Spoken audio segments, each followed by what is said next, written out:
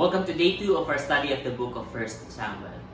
Now we talked about Samuel being a special boy who was called by God to serve in his temple, so he grew up as a priest. Not only did Samuel serve as a priest, not only did he serve as a prophet, we mentioned yesterday and in the previous week that Samuel will serve as a judge. So we will read from Samuel chapter 7, verse 3. And Samuel said to all the house of Israel, "If you are returning to the Lord with all your heart, then put away the foreign gods and the Ashtoreth from among you, and direct your heart to the Lord and serve Him only. And He will deliver you out of the hand of the Philistines." So notice the context here is there's a threat again from the Philistines. And take note of how Samuel spoke here. If you are returning to the Lord with all your heart, He's calling for repentance. Does this sound familiar? Then put away the foreign gods from among you and direct your heart to the Lord. It's the same calling that Moses asked of the Israelites. It's the same calling that Joshua asked of the Israelites. And throughout the book of Judges, this is always the call of the judges for the Israelites to return to the Lord and call unto Him. Because of the many times that they have turned away from the Lord, all they need is to come back to Him and ask for Him. So that's what Samuel is doing now. Now, he judged Israel. But we mentioned that he's the last judge because something happened in Samuel chapter 8. In Samuel chapter 8, Israel got envious of other nations. They demanded Samuel to raise a king for them.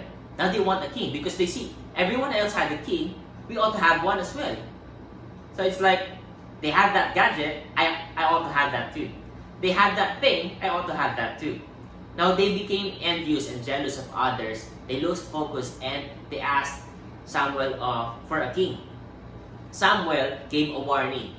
He said in Samuel chapter 8 verse 10, "So Samuel told all the words of the Lord to the people who were asking for a king from him. He said, 'This will be the ways of the king who will reign over you. He will take your sons and appoint them to his chariots and to be his horsemen and to run before his chariots.'" He went on by saying to them, "You really want the king? You know, if you want the king, this is what will happen." And he listed down all the bad things. You know what the Israelites did? Even with all those warnings, they said, "We don't care. We still want a king." And Samuel was hurt. "I'm leading you. I'm judging you. Why would you want a king? I'm the priest. I'm the mediator between you and the Lord. What more do you want?" So he talked to the Lord, and Samuel got hurt, but the Lord told him, "Obey their voice and make them a king." Basically, God is telling him, don't worry. They really want it. Go give it to them. Go give it to them.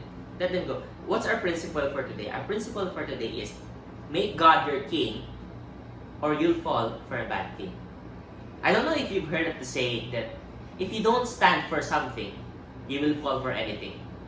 It means if you don't have a deep conviction, if you don't have a firm belief, whatever comes your way, you will just believe it. For example, if you're watching a television or you're watching YouTube channels, and then you see these commercials, you don't see, for example, if you're not using a particular shampoo product, and then you see a commercial of this shampoo, oh, this looks good, okay, I will use it. If you don't have a particular preference, whatever comes your way, you'll just buy it. The same thing, if in your heart, God is not your king, then you will just fall for a bad king. In the case of the Israelites, they saw that everyone else had a king. They wanted that because in their hearts, the Lord is not their king. That's what hurt Samuel. But God said, don't be hurt. It's not an offense against you. It's an offense against me. Because I should be their king. I should be their leader. I wasn't enough. They asked for a king.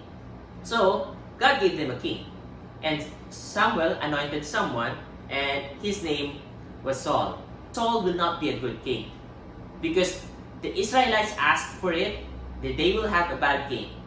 But the sad thing that they did not learn, the lesson that we should remember is that while we have the chance, while it's being given to us, we mentioned yesterday, we should value God's presence. If God is with us, we should cherish His presence and make Him the Lord and King of our lives.